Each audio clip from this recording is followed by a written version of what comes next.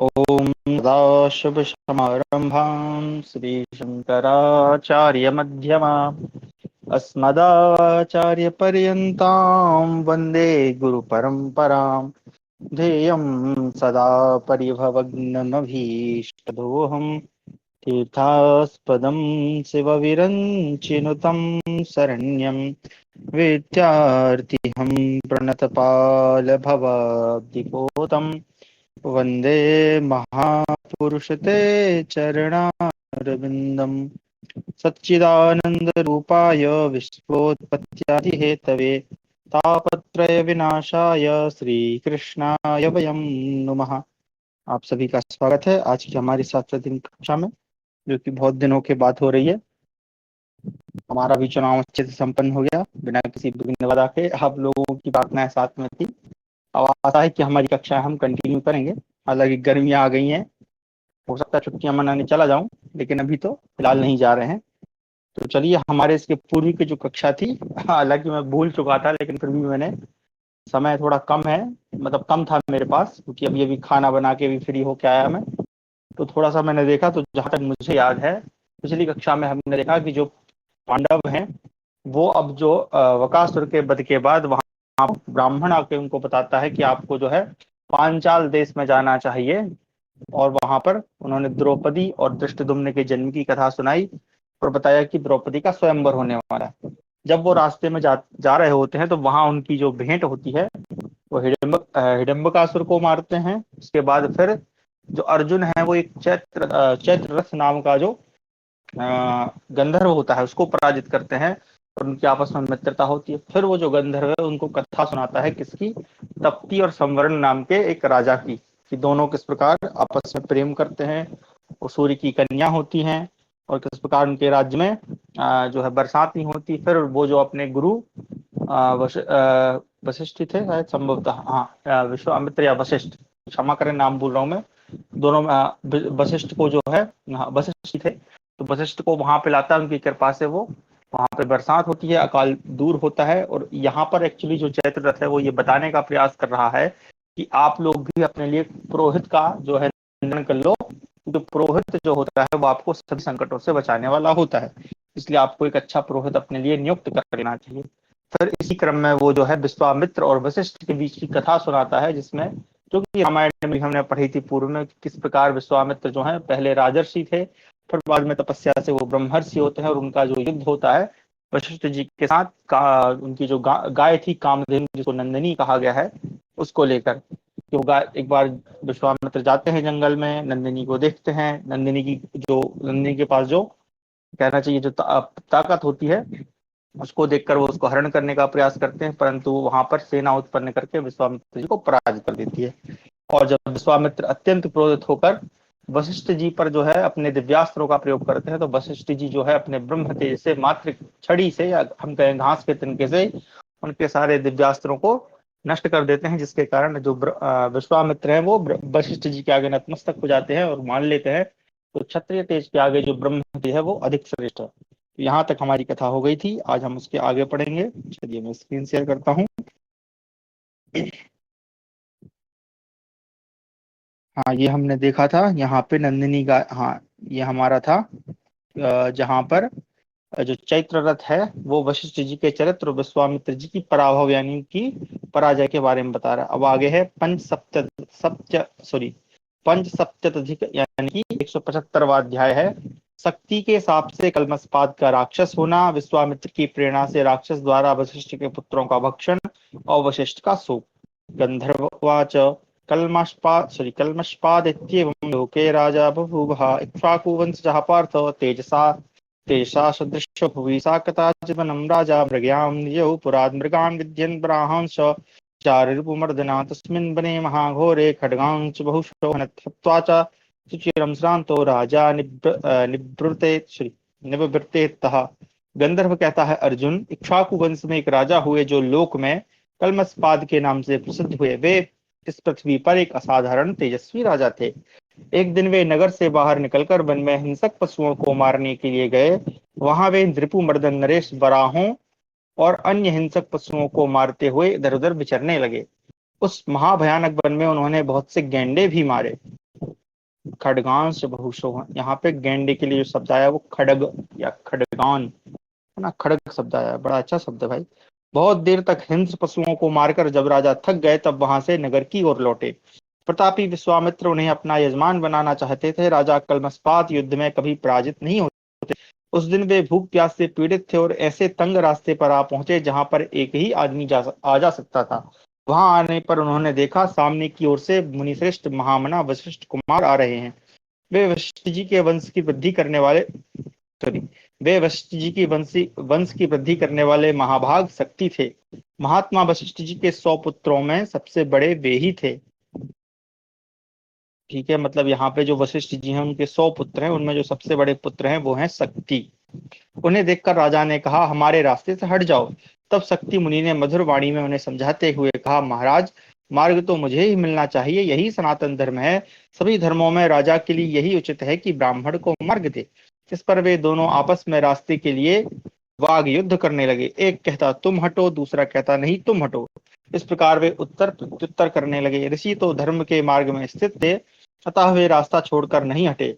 उधर राजा भी मान और क्रोध के वशीभूत हो मुनि के मार्ग से उधर उधर नहीं हट सके। राजाओं में श्रेष्ठ कल्मषपाद ने मार्ग न छोड़ने वाले शक्ति मुनि के ऊपर मोहवश राक्षस की भांति कोड़े से आघात किया।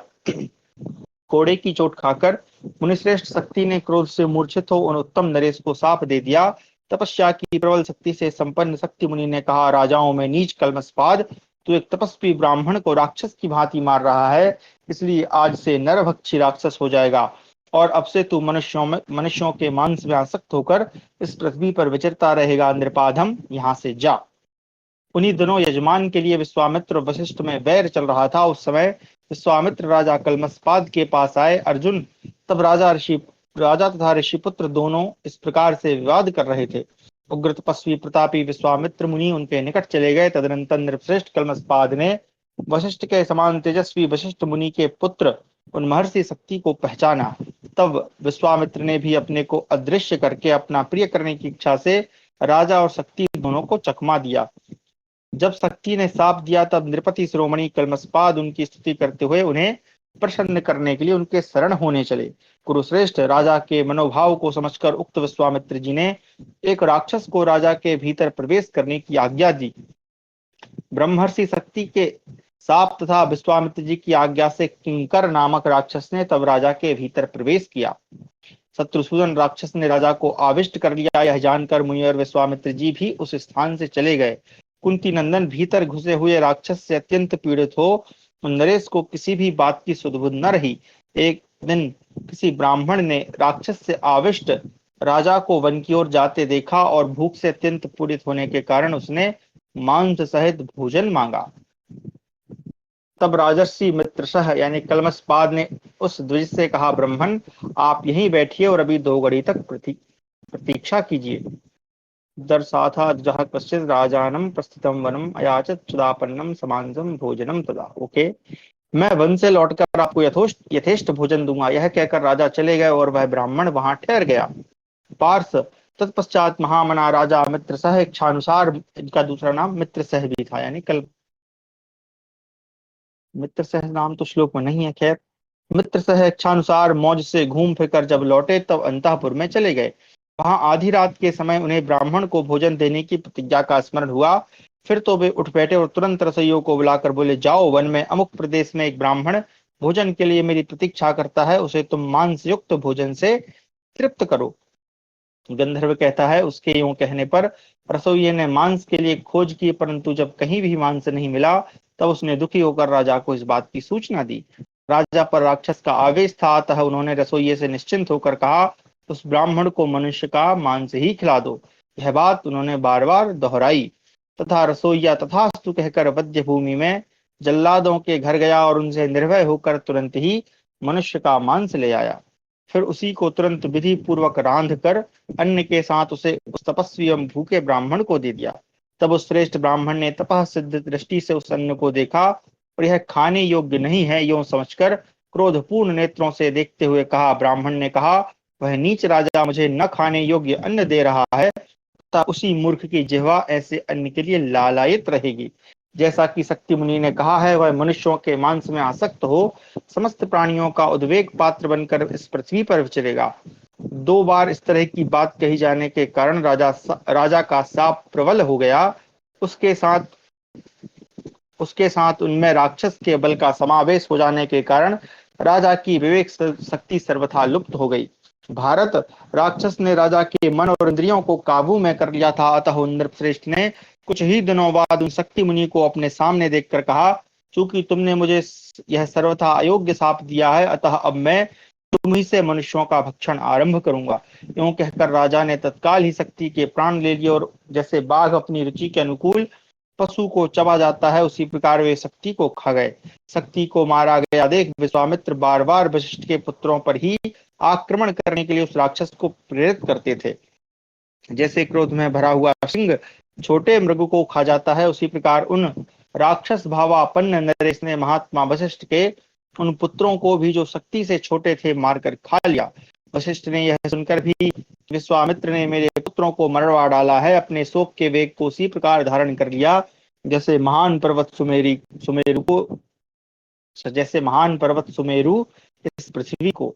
उस समय अपनी पुत्र वधुओं के दुख से दुखित हो वशिष्ठ ने अपने शरीर को त्याग देने का विचार किया, परंतु विश्वामित्र का मूलोच्छेद करने की बात बुद्धि मानव में श्रेष्ठ मुनि और वशिष्ठ के मन में नहीं आई। महर्षि भगवान वशिष्ठ ने मेरु पर्वत के शिखर से अपने आप को उसी पर्वत की शिला पर गिराया, परंतु उन्हें ऐसा जान पड़ा मानो वे रुई के ढेर पर गिरे। पांडुनंदन जब वे इस प्रकार गिरने पर भी नहीं मरे, तब वे भगवान वशिष्ठ महान वन के भीतर दधकते हुए दावानल में घुस गए। यद्यपि उस समय अग्नि प्रचंड वेग से प्रज्वलित हो रही थी, तो भी उन्हें जला नहीं सकी।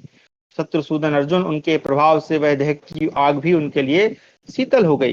तब शोक के आवेश से उक्त महामुनि वशिष्ठ ने सामने समुद्र देखकर अपने कंठ में बड़ी भारी शिला बांधी और तत्काल जल में कूद पड़े, परंतु समुद्र की लहरों के वेग ने उन महामुनि को किनारे लाकर डाल दिया। कठोर व्रत का पालन करने वाले ब्रह्मर्षि वशिष्ठ जब किसी प्रकार न मर सके, तब खिन्न होकर अपने आश्रम पर ही लौट पड़े। इस प्रकार 175वां अध्याय समाप्त हुआ। अच्छा, ये जो कथा है ये मुझे थोड़ी सी रामायण से अतिरिक्त लग रही है, क्योंकि ये कलमशपाद का वहां नाम तो आता है, लेकिन इस प्रकार की विस्तृत चर्चा वहां पर नहीं होती है। खैर, आगे देखते हैं।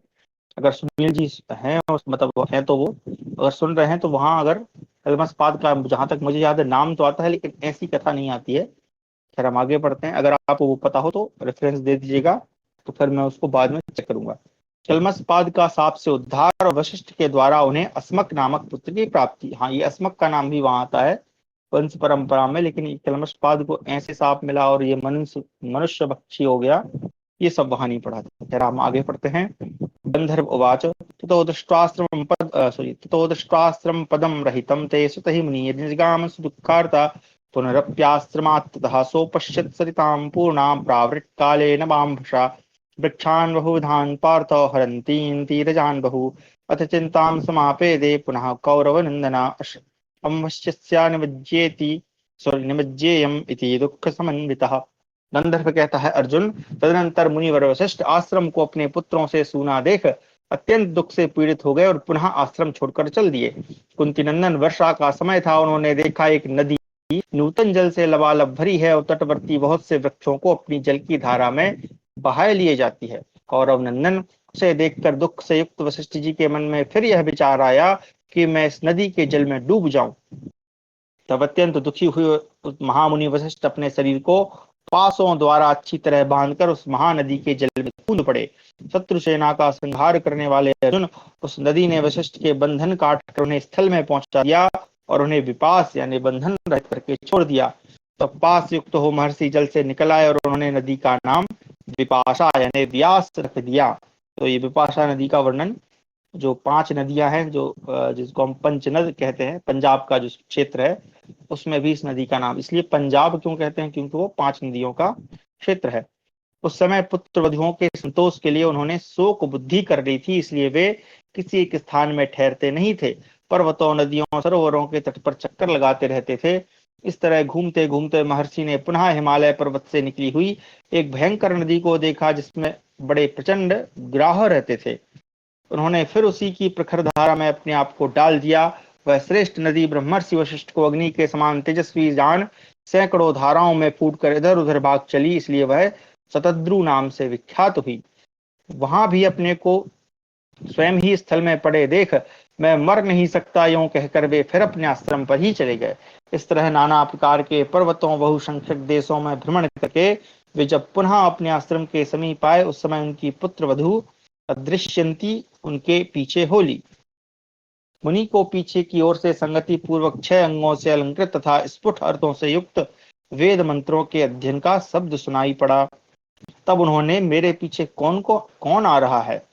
उक्त पुत्र वधु ने उत्तर दिया, महाभाग, मैं तप में ही संलग्न रहने वाली महर्षि शक्ति की अनाथ पत्नी अदृश्यंती हूँ।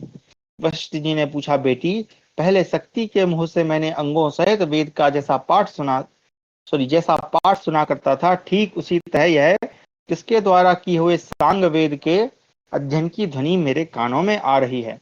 अदृश्यंती बोली, भगवान, यह मेरे उदर में उत्पन्न हुआ आपके पुत्र शक्ति का बालक है। मुने उसे मेरे गर्भ में ही वेदाभ्यास करते 12 वर्ष हो गए।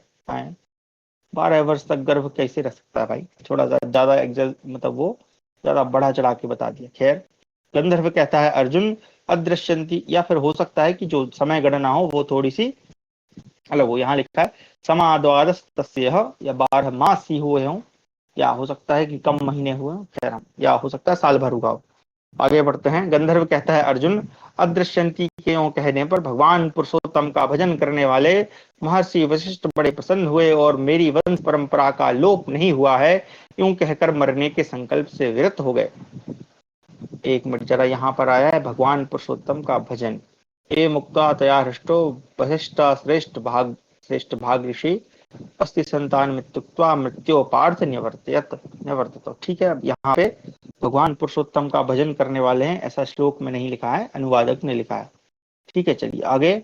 अनघ, तब वे अपनी पुत्र वधु के साथ आश्रम की ओर लौटने लगे। इतने में ही मुनि ने निर्जन वन में बैठे बैठे हुए राजा कल्मषपाद को देखा। भारत, भयानक राक्षस से आविष्ट हुए राजा कल्मषपाद मुनि को देखते ही क्रोध में भरकर उठे और उसी समय उन्हें खा जाने की इच्छा करने लगे। उस क्रूरकर्मी राक्षस को सामने देख अदृश्यंती ने भयाकुल वाणी में वशिष्ठ जी से यह कहा, भगवान, वह भयंकर राक्षस एक बहुत बड़ा काठ लेकर इधर ही आ रहा है, मानो साक्षात यमराज भयानक दंड लिए आ रहे हैं। महाभाग, आप संपूर्ण वेद वेत्ताओं में श्रेष्ठ हैं। इस समय भूतल पर आपके सिवा दूसरा कोई नहीं जो उस राक्षस का वेग रोक सके। भगवान, देखने में अत्यंत भयंकर इस पापी से मेरी रक्षा कीजिए। निश्चय ही यह राक्षस यहाँ हम दोनों को खा जाने की घात में लगा है। वशिष्ठ जी ने कहा, बेटी, भयभीत न हो। इस राक्षस से तो किसी प्रकार न डरो। जिससे तुम्हें भय उपस्थित दिखाई देता है वह वास्तव में राक्षस नहीं है। ये भूमंडल में विख्यात पराक्रमी राजा कल्मषपाद हैं। ये ही इस वन में अत्यंत भीषण रूप धारण करके रहते हैं। गंधर्व कहता है, भारत, उस राक्षस को आते देख तेजस्वी भगवान वशिष्ठ मुनि ने हुंकार मात्र से ही रोक दिया और मंत्रपूत जल से उसके ऊपर छींटे देकर अपने योग के प्रभाव से राजा को उस साप से मुक्त कर दिया। जैसे पर्व काल में सूर्य राहु द्वारा ग्रस्त हो जाता है, उसी प्रकार राजा कल्मषपाद 12 वर्षों तक वशिष्ठ जी के पुत्र शक्ति के ही तेज यानी साप के प्रभाव से ग्रस्त रहे। उस मंत्रपूत जल के प्रभाव से राक्षस ने भी राजा को छोड़ दिया। फिर तो भगवान भास्कर जैसे संध्याकालीन बादलों को अपनी अरुण किरणों से रंग देते हैं, उसी प्रकार राजा ने अपने सहज तेज से उस महान वन को अनुरंजित कर दिया। तदनंतर सचेत होने पर राजा कल्मषपाद ने तत्काल ही मुनिश्रेष्ठ वशिष्ठ को प्रणाम किया और हाथ जोड़कर कहा, महाभाग मुनिश्रेष्ठ, मैं आपका यजमान सौदाश हूँ। इस समय आपकी जो अभिलाषा हो कहिए, मैं आपकी क्या सेवा करूं? वशिष्ठ जी ने कहा, नरेंद्र, मेरी जो अभिलाषा थी वह समयानुसार सिद्ध हो गई। अब जाओ, अपना राज्य संभालो। आज से फिर कभी ब्राह्मण का अपमान न करना। राजा बोले, महाभाग, मैं कभी ब्राह्मणों का अपमान नहीं करूंगा। आपकी आज्ञा के पालन में संलग्न हो सदा ब्राह्मणों की भली भांति पूजा करूंगा। समस्त वेद वेत्ताओं में अग्रगण्य श्रेष्ठ, मैं आपसे एक पुत्र प्राप्त करना चाहता हूँ, जिसके द्वारा मैं अपने ख्वाकु वंशी पितरों के ऋण से उऋण हो सकूं। साधु शिरोमणि, ख्वाकु वंश की वृद्धि के लिए आप मुझे ऐसी अभीष्ट संतान दीजिए जो उत्तम स्वभाव, सुंदर रूप और श्रेष्ठ गुणों से संपन्न हो। गंधर्व कहता है, कुंती नंदन, तब सत्य प्रतिज्ञ विप्रवर वशिष्ठ ने महान धनुर्धर राजा कल्मषपाद से उत्तर में कहा, मैं तुम्हें वैसा ही पुत्र दूंगा। मनुजेश्वर, तदनंतर यथा समय राजा के साथ वशिष्ठ जी उसकी राजधानी में गए। जो लोकों में अयोध्यापुरी के नाम से प्रसिद्ध है। तो अयोध्यापुरी उस समय भी थी, महाभारत काल के पूर्व की ये कथा सुना रहे हैं, तो रामायण महाभारत के पूर्व की है। इस प्रकार की कथा पढ़कर हमें मतलब इससे पता चल जाता है। अपने पाप रहित महात्मा नरेश का आगमन सुनकर अयोध्या की सारी प्रजा अत्यंत प्रसन्न हो उनकी अगवानी के लिए ठीक उसी तरह बाहर निकल आई जैसे देवता लोग अपने स्वामी इंद्र का स्वागत करते हैं। बहुत वर्षों के बाद राजा ने उस पुण्यमयी नगरी में प्रसिद्ध महर्षि वशिष्ठ के साथ प्रवेश किया। अयोध्यावासी लोगों ने पुरोहित के साथ आए हुए राजा कलमशपाद का उसी प्रकार दर्शन किया जैसे प्रातः काल प्रजा उदित हुए भगवान सूर्य का दर्शन करती है। जैसे शीतल किरणों वाले चंद्रमा शरत काल में उदित हो आकाश को अपनी ज्योत्सना से जगमग कर देते हैं, उसी प्रकार लक्ष्मी बानों में श्रेष्ठ नरेश ने उस अयोध्यापुरी को शोभा से परिपूर्ण कर दिया। नगर की सड़कों को झाड़ बुहार कर उन पर छिड़काव किया गया था। सब ओर लगी हुई ध्वजा पताकाएं उस पुरी की शोभा बढ़ा रही थीं। इस प्रकार राजा की वह उत्तम नगरी दर्शकों के मन को उत्तम आह्लाद प्रदान कर रही थी। गुरुनंदन, जैसे इंद्र से अमरावती की शोभा होती है उसी प्रकार संतुष्ट एवं पुष्ट मनुष्यों से भरी हुई अयोध्यापुरी उस समय महाराज कलमशपाद की उपस्थिति से बड़ी शोभा पा रही थी। राजर्षि कलमशपाद के उस उत्तम नगरी में प्रवेश करने के पश्चात उक्त महाराज की आज्ञा के अनुसार महारानी, यानी जिनका नाम यहाँ पे लिखा है मदयंती, महर्षि वशिष्ठ जी के समीप गईं। तत्पश्चात भगवत भक्त महर्षि वशिष्ठ ने ऋतुकाल में शास्त्र की अलौकिक विधि के अनुसार महारानी के साथ नियोग किया। अब यहाँ पे अब देखें तो दिव्या सॉरी देव्या दिव्येन विधिना, यहाँ पे नियोग शब्द नहीं आया है बल्कि दिव्य विधि ये शब्द आया है, या दिव्य विधि के द्वारा। ठीक है, बाद में अनुवादक ने यहाँ नियोग लिखा है। आगे, तदनंतर रानी की कुक्षी में गर्भ स्थापित हो जाने पर उक्त राजा से वंदित हो यानी उनसे विदा लेकर मुनिवर वशिष्ठ अपने आश्रम को लौट गए। जब बहुत समय बीतने के बाद भी वह गर्भ बाहर न निकला तब यशस्वी रानी मदयंती ने अस्म यानी पत्थर से अपने गर्भाशय पर प्रहार किया। तदनंतर 12वें वर्ष में, ये 12वें वर्ष में ही सब जगह लिखा है, बालक का जन्म हुआ। वही पुरुषश्रेष्ठ या पुरुष श्रेष्ठ राजर्षि अस्मक के नाम से प्रसिद्ध हुआ जिन्होंने पौदन्य नामक नगर बसाया था। अच्छा, मुझे ये लगता है कि जहां पर ये 12 वर्ष लिख देते हैं या इस तरह का जो लिख देते हैं कि 12 वर्ष में हुआ, तो इतना संभव नहीं होता है कि कोई गर्भ 12 वर्ष तक किसी स्त्री के गर्भ में रहे। तो वर्ष से यहाँ अर्थ लिया जाता होगा मास। तो ऐसा संभव होता होगा कि जो कुछ कुछ स्त्रियां ऐसी होती हैं जिनका जो गर्भ है वो अधिक समय तक रुक जाता है, यानी साल भर तो रुक ही सकता है। हमने 10 महीने 11 महीने तो सामान्यतः देखा ही, आज के समय में भी किसी किसी महिला का ऐसा हो जाता है, किसी को जल्दी हो जाता है। खैर, आगे हम पढ़ते हैं। हमारा अगला अध्याय 177वां अध्याय, शक्ति पुत्र पराशर का जन्म और पिता की मृत्यु का हाल सुनकर कुपित हुए पराशर को शांत करने के लिए वशिष्ठ जी का उन्हें और वो उपाख्यान सुनाना। गंधर्वोवाच आश्रमस्था पुत्रम अदृश्यन्ति विजायतो शक्तेः कुलकर्म राजन् द्वितीये शक्तिनम् जातकर्मादिकास्तस्य क्रिया सा मुनिसत्तमा पौत्रस्य भरतश्रेष्ठ चकार भगवान स्वयं परासु सायतस्तेन वसिष्ठा स्थापितो मुनि गर्भस्थेन तो लोके पराशर इति स्मृतः।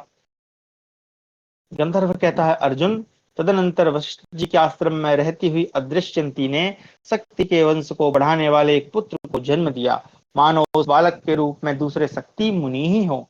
भरतश्रेष्ठ मुनिवर भगवान वशिष्ठ ने स्वयं अपने पौत्र के यानी अपने पोता के, या पोता हम जिसको कहते हैं पोते के यानी पौत्र के जात कर्म आदि संस्कार किए।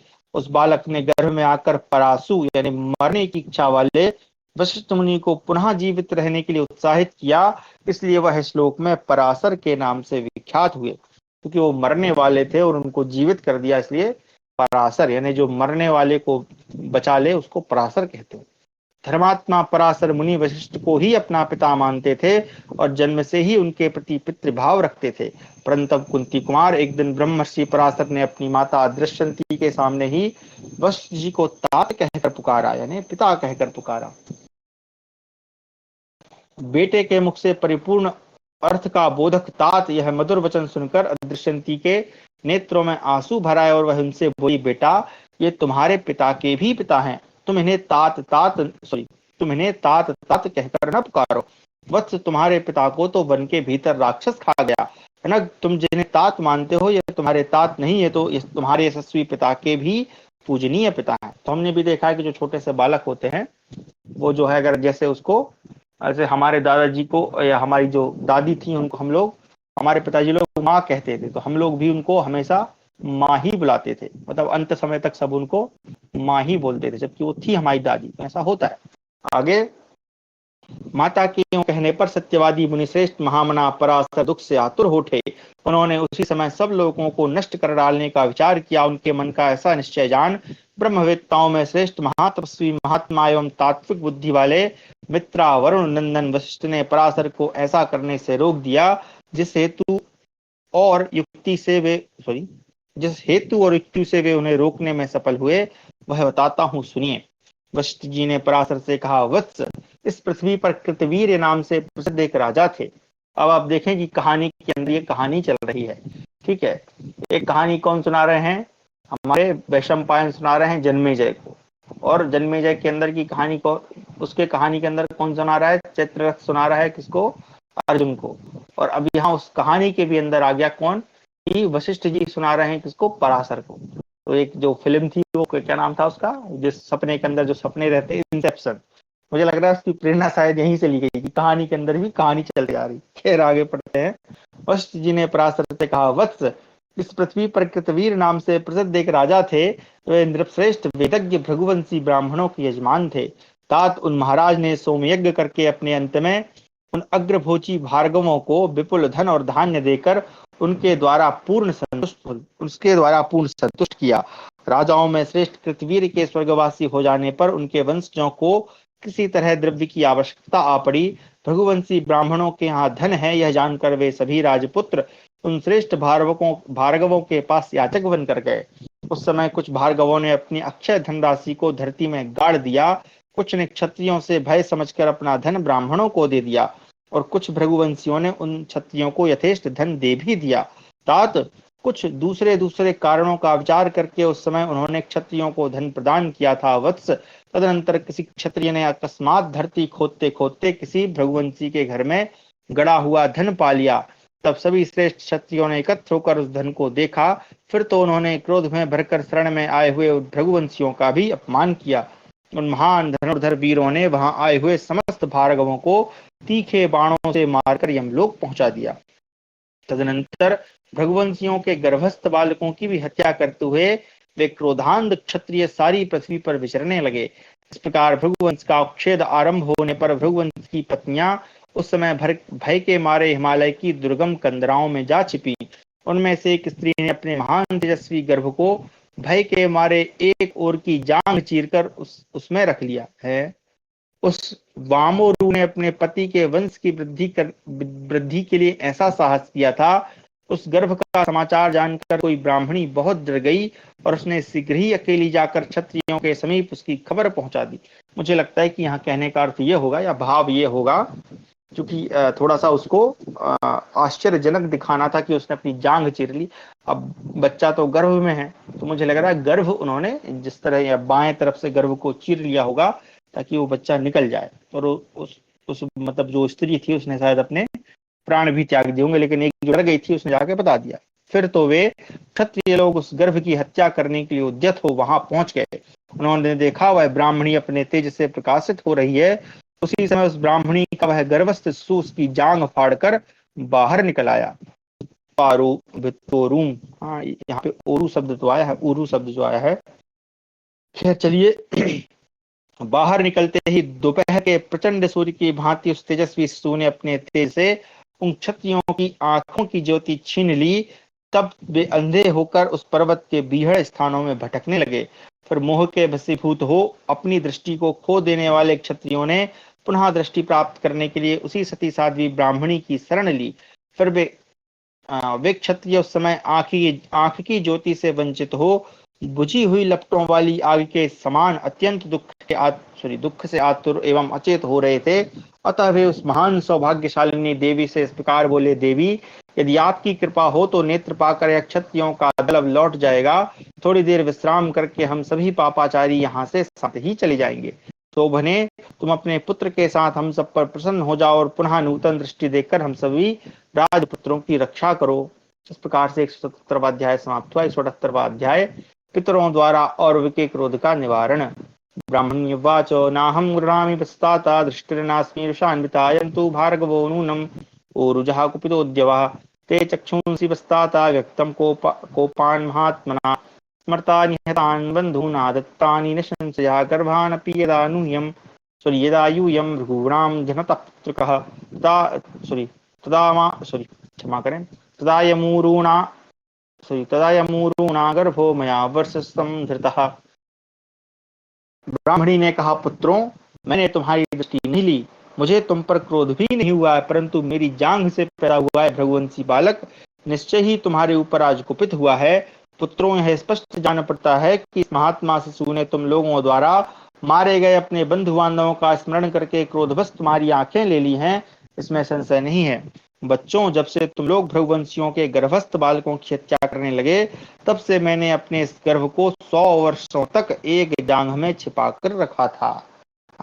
अब मुझे यहाँ पे थोड़ा समझ में आ रहा है कि यहाँ पे हालांकि लिखा है वर्ष सम, तो मुझे चूंकि समय काल का जो मान है वो आज के समय से भिन्न होगा, तो वर्ष सतम का मतलब होगा कि लगभग 100 महीने भी हम कह सकते हैं या 100 दिन भी कह सकते हैं। दिन तो खैर नहीं होगा, तो मुझे ऐसा लगता है कि उस समय उसके बच्चे का जन्म हो गया होगा और किसी तरह वो उसको जब भाग रही होगी उनके डर से, तो उसको जांग में छिपाकर लाई होगी, या जांग में कह सकते हैं अपने बाएं तरफ या बाएं अंग में उसको गोदी में छिपा के लाई होगी।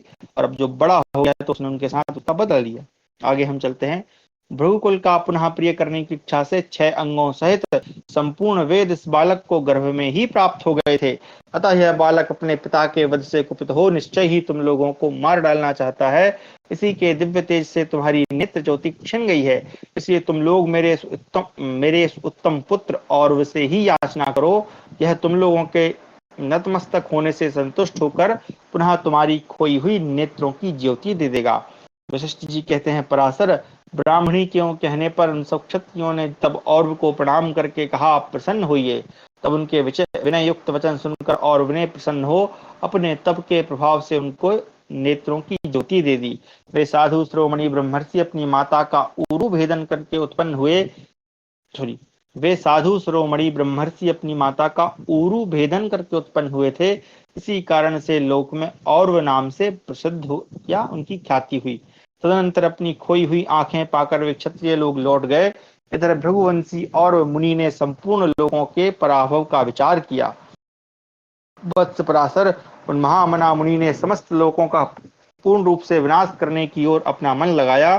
भृगुकुल को आनंदित करने वाले उन कुमार ने क्षत्रियों द्वारा मारे गए अपने भृगुवंशी पूर्वजों का सम्मान करने अथवा उनके वध का बदला लेने के लिए सब लोगों के विनाश का निश्चय किया और बहुत बड़ी तपस्या द्वारा अपनी शक्ति को बढ़ाया। उसने अपने पितरों को आनंदित करने के लिए अत्यंत उग्र तपस्या द्वारा देवता, असुर और मनुष्यों सहित सभी लोगों को संतप्त कर दिया।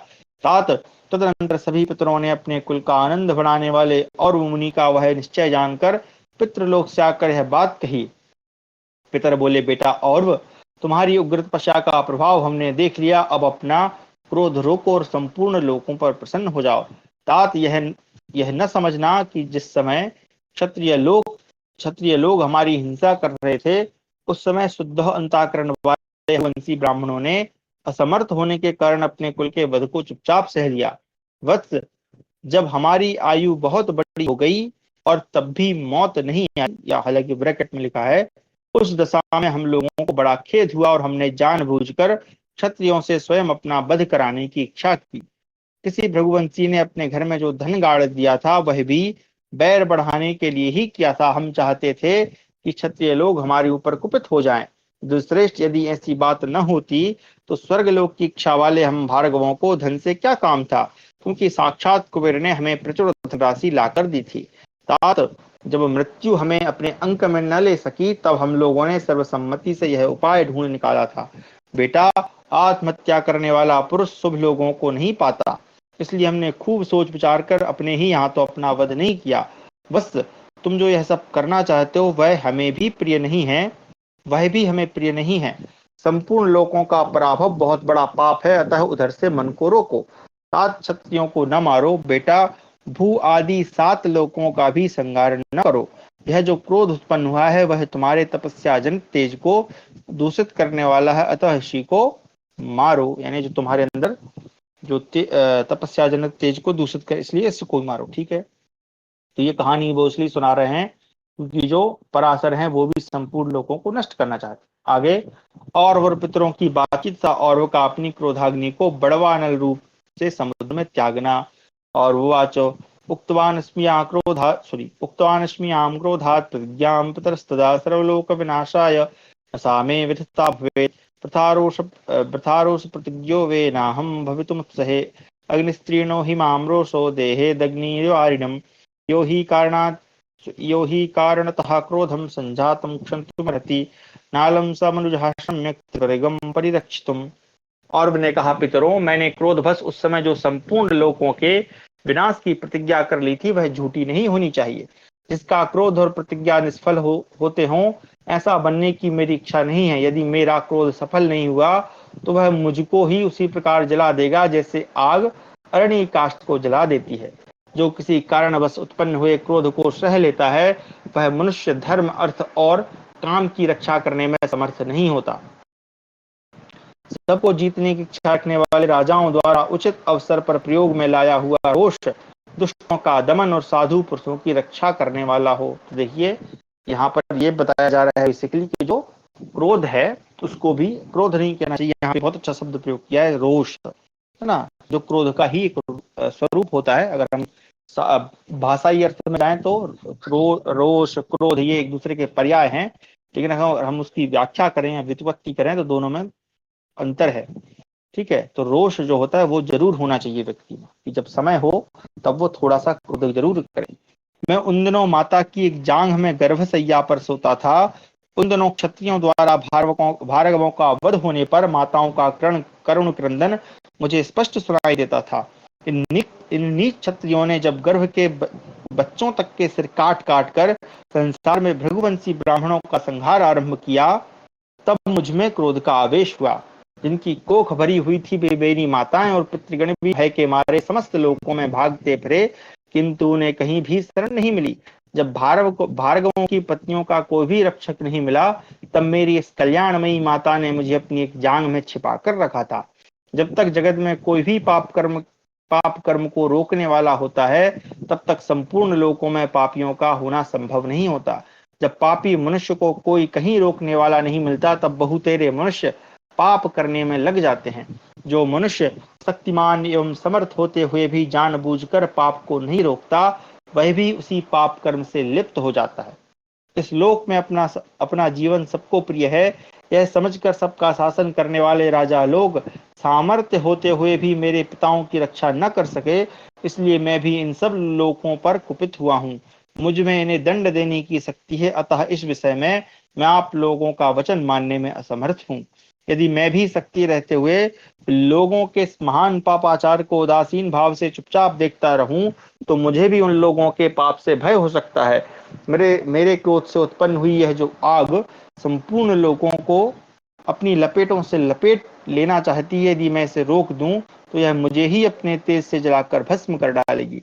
मैं यह भी जानता हूं कि आप लोग समस्त जगत का हित चाहने वाले हैं, अतः शक्तिशाली पितरों, आप लोग ऐसा करें जिससे इन लोकों का और मेरा भी कल्याण हो।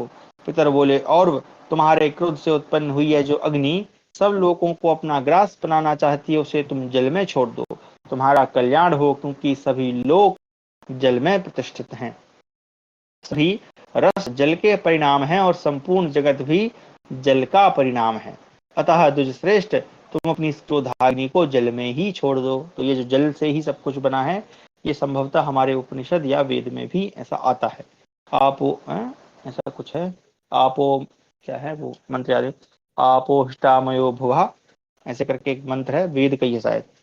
विप्रवर, यदि तुम्हारी इच्छा हो तो यह क्रोधाग्नि जल को जलाती हुई समुद्र में स्थित रहे, क्योंकि सभी लोग जल के परिणाम माने गए हैं। अनघ, ऐसा करने से तुम्हारी प्रतिज्ञा भी सच्ची हो जाएगी और देवताओं सहित समस्त लोग भी नष्ट नहीं होंगे। वशिष्ठ जी कहते हैं, पराशर, तब औरव ने अपनी उस क्रोधाग्नि को समुद्र में डाल दिया आज भी वह बहुत बड़ी घोड़ी की मुक्की सी आकृति धारण करके महासागर के जल का पान करती रहती है। वेदज्ञ पुरुष उसे उससे भली भांति परिचित हैं। वह बड़वा अपने मुख से वही आग उगलती हुई महासागर का जल पीती रहती है। बड़वा का अर्थ होता है घोड़ी। और आपने देखा होगा समुद्र में जो ऊंची ऊंची लहरें या जो गोल गोल ऐसे चक्कर लगा लेते हैं उनको ही बड़वानल कहा गया है, यानी समुद्र की आग जिसको हम कहते हैं। ज्ञानियों में श्रेष्ठ पराशर, तुम्हारा कल्याण हो। तुम परलोक को भली भांति जानते हो, अतः तुम्हें भी समस्त लोगों का विनाश नहीं करना चाहिए।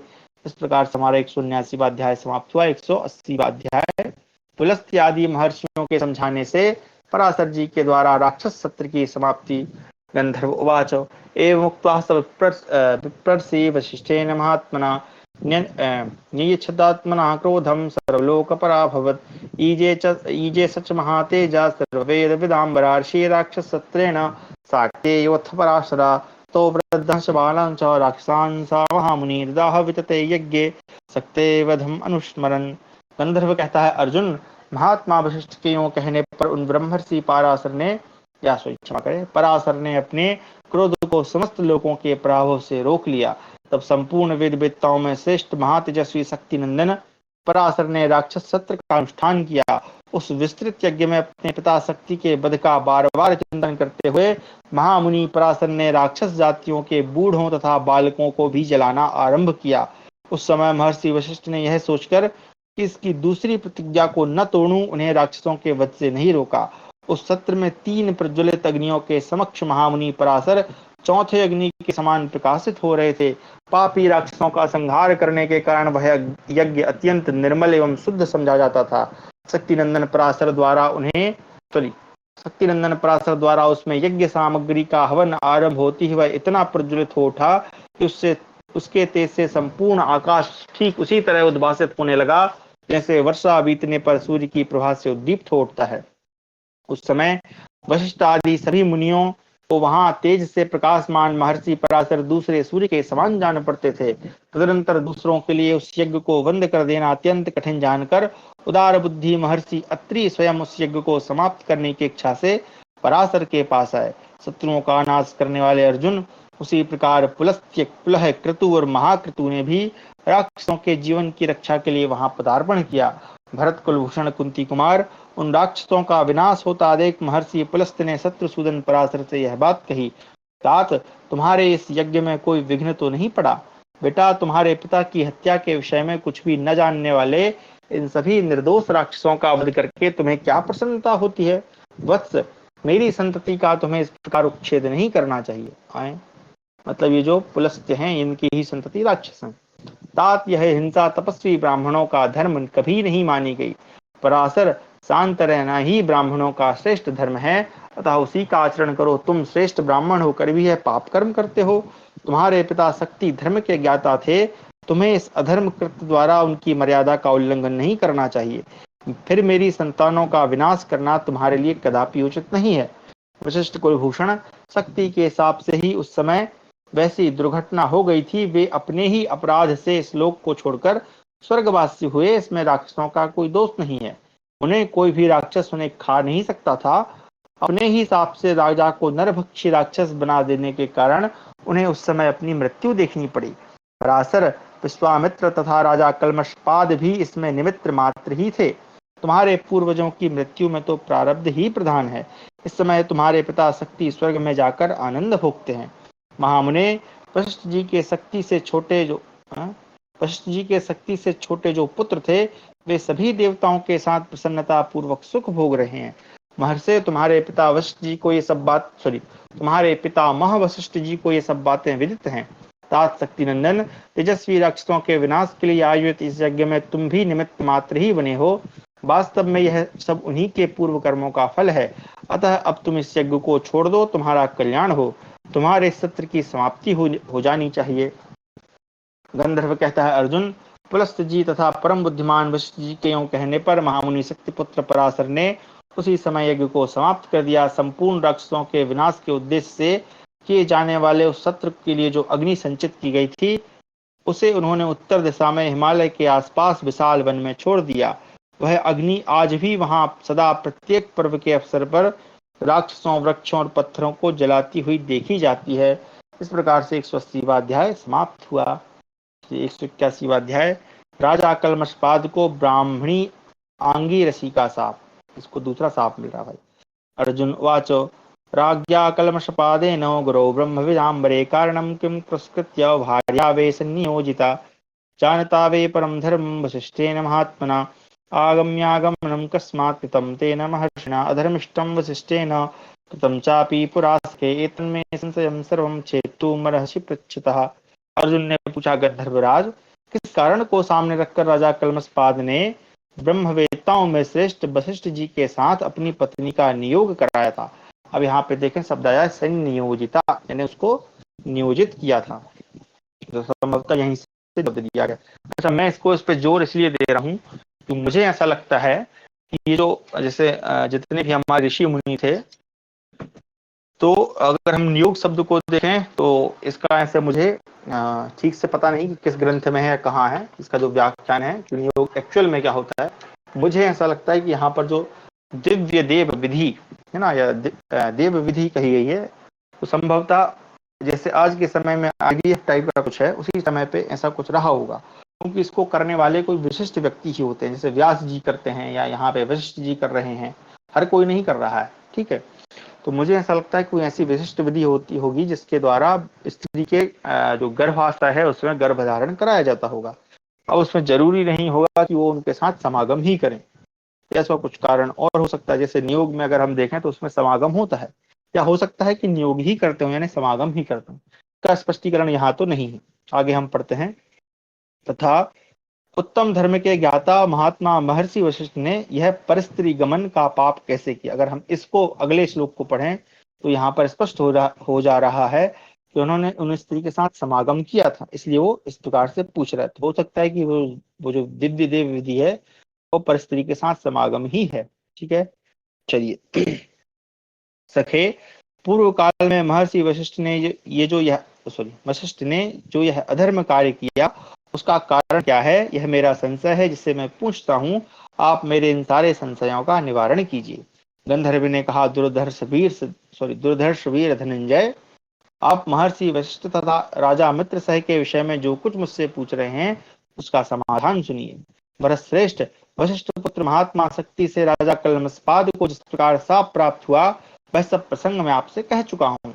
शत्रुओं को संताप देने वाले राजा कल्मषपाद शाप के परवश हो अपनी पत्नी के साथ नगर से बाहर निकल गए। उस समय उनकी आंखें क्रोध से व्याप्त हो रही थी। अपनी स्त्री के साथ निर्जन वन में जाकर वे चारों ओर चक्कर लगाने लगे। जब महान वन भांति भांति के मृगों से भरा हुआ था, उसमें नाना प्रकार के जीव जंतु निवास करते थे। अनेक प्रकार की लताओं तथा गुल्मों से आच्छादित और विविध प्रकार के वृक्षों से आवृत वह गहन वन भयंकर शब्दों से गूंजता रहता था। सापग्रस्त राजा कल्मषपाद उसी में भ्रमण करने लगे। एक दिन भूख से व्याकुल हो वे अपने लिए भोजन की तलाश करने लगे। बहुत क्लेश उठाने के बाद उन्होंने देखा कि उस वन के किसी निर्जन प्रदेश में एक ब्राह्मण और ब्राह्मणी मैथुन के लिए एकत्र हुए हैं। वे दोनों भी अपनी इच्छा पूर्ण भी नहीं कर पाए थे। इतने में ही उन राक्षसाविष्ट कलमषपद को देखकर अत्यंत भयभीत हो वे वहां से भाग चले। उन भागते हुए दंपतियों में से ब्राह्मण को राजा ने बलपूर्वक पकड़ लिया। पति को राक्षस के हाथ में पड़ी देख ब्राह्मणी बोली, राजन, मैं आपसे जो बात कहती हूँ उसे सुनिए। उत्तम व्रत का पालन करने वाले नरेश, आपका जन्म सूर्यवंशी में हुआ है। आप संपूर्ण जगत में विख्यात हैं। आप सदा प्रमाद शून्य होकर धर्म में स्थित रहने वाले हैं। गुरुजनों की सेवा में सदा संलग्न रहते हैं। दुर्धर्ष वीर, यद्यपि इस समय आप साप से ग्रस्त हैं तो भी आपको कर्म नहीं करना चाहिए। मेरा ऋतु काल प्राप्त है, मैं पति के कष्ट से दुख पा रही हूँ।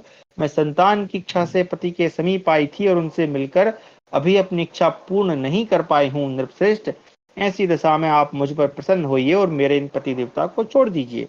इस प्रकार ब्राह्मणी करुण विलाप करती हुई क्षमा याचना कर रही थी, तो भी जैसे व्याघ्र मनचाहे मृग को मारकर खा जाता है, उसी प्रकार राजा ने अत्यंत निर्दयी की भांति ब्राह्मणी के पति को खा लिया। उस समय क्रोध से पीड़ित हुई ब्राह्मणी के नेत्रों से धरती पर आंसुओं की जो बूंदें गिरी वे सब प्रज्वलित अग्नि बन गईं। उस अग्नि ने उस स्थान को जलाकर भस्म कर दिया।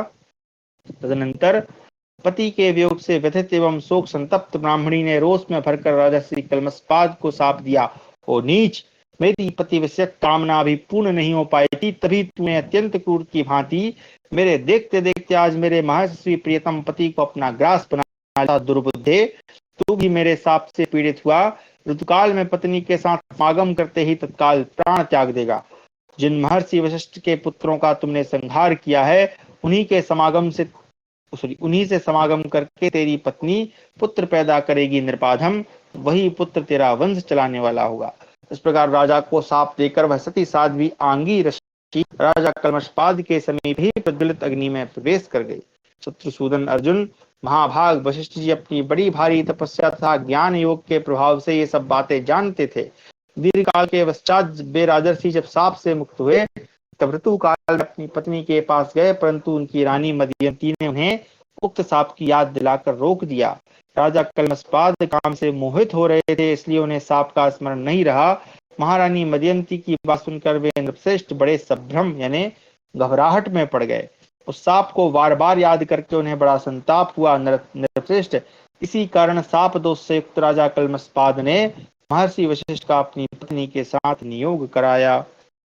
अब यहाँ पर ये जो कथा है, मुझे ऐसा लगता है कि इसको जब इस तरह से बताया जा रहा है यानी कि ऐसे ऐसे हुआ, श्राप दिया इत्यादि, तो मुझे ऐसा लगता है कि जो कल्मषपाद है, चूंकि वो इस अवस्था में पहुंच गया था, अच्छा उस तरह से उसका मांस भक्षी बन जाना या ऐसे घूमना फिरना संभ्रम होके, तो मुझे ऐसा लगता है कि ये व्यक्ति जो है उसका दिमागी संतुलन हिल गया होगा, इसलिए वो इस तरह से जंगली जानवरों की तरह घूम रहा होगा। इसलिए वो हो सकता है कि वो पुत्र इत्यादि उत्पन्न ना कर रहा हो, इसलिए फिर ब्रह्मर्षि के द्वारा नियुक्त कराया गया।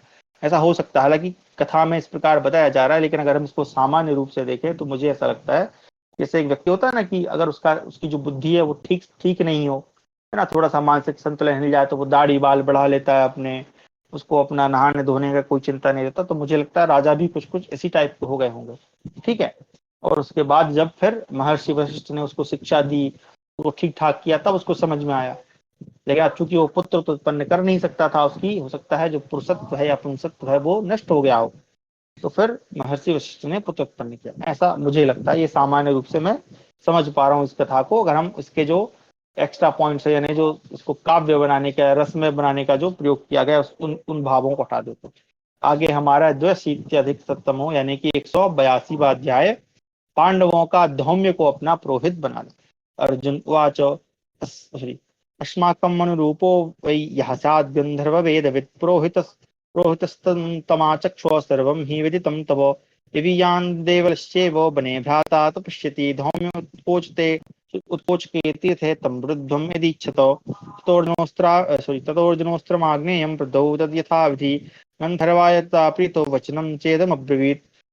अर्जुन ने कहा, गंधर्वराज, हमारे अनुरूप जो कोई वेद वेदता पुरोहित हो उनका नाम बताओ, क्योंकि तुम्हें सब कुछ ज्ञात है। गंधर्व बोला, कुंती नंदन, इसी वन के उत्कोचक तीर्थ में महर्षि देवल के छोटे भाई धौम्य मुनि तपस्या करते हैं।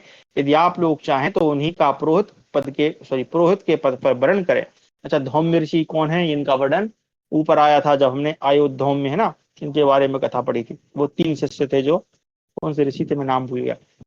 वैशंपायन जी कहते हैं, तब अर्जुन ने बहुत प्रसन्न होकर गंधर्व को विधि पूर्वक आग्नेयास्त्र प्रदान किया और यह बात कही, गंधर्व प्रवर, तुमने जो घोड़े दिए हैं वे अभी तुम्हारे पास ही रहें, आवश्यकता के समय हम तुमसे ले लेंगे, तुम्हारा कल्याण हो। अर्जुन की यह बात पूरी होने पर गंधर्वराज और पांडवों ने एक दूसरे का बड़ा सत्कार किया।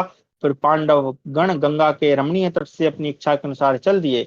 जन्मेजय तदनंतर उत्कोचक तीर्थ में धौम्य के आश्रम पर जाकर पांडवों ने धौम्य का पौरोहित्य कर्म के लिए वर्ण किया। संपूर्ण वेदों के विद्वानों में श्रेष्ठ धौम्य ने जंगली फलमूल अर्पण करके तथा पुरोहिती के लिए स्वीकृति देकर उन सबका सत्कार किया। पांडवों ने उन ब्राह्मण देवता को पुरोहित बनाकर यह भली भांति विश्वास कर लिया कि हमें अपना राज्य और धन अब मिले हुए ही समान है। साथ ही उन्हें यह भी भरोसा हो गया कि स्वयंवर में द्रौपदी हमें मिल जाएगी। यहाँ पे द्रौपदी शब्द आया है, हालांकि श्लोक में लिखा है पांचाली। ठीक है, आगे उन अच्छा, द्रौपदी क्यों कह रहे हैं, क्योंकि वो द्रुपद की पुत्री है। उन गुरु एवं पुरोहित के साथ हो जाने पर उस समय भरत वंशियों में श्रेष्ठ पांडवों ने अपने आप को सनाथ सा समझा। उदार बुद्धि धौम्य वेदार्थ वेदार्थ के तत्वज्ञ थे, वे पांडवों के गुरु है। उन धर्मज्ञ मुनि ने धर्मज्ञ कुंती कुमारों को अपना यजमान बना लिया। धौम्य को भी यह विश्वास हुआ कि ये बुद्धि, वीर, बल और उत्साह से युक्त देवोपम वीर संगठित होकर स्वधर्म के अनुसार अपना राज्य अवश्य प्राप्त कर लेंगे।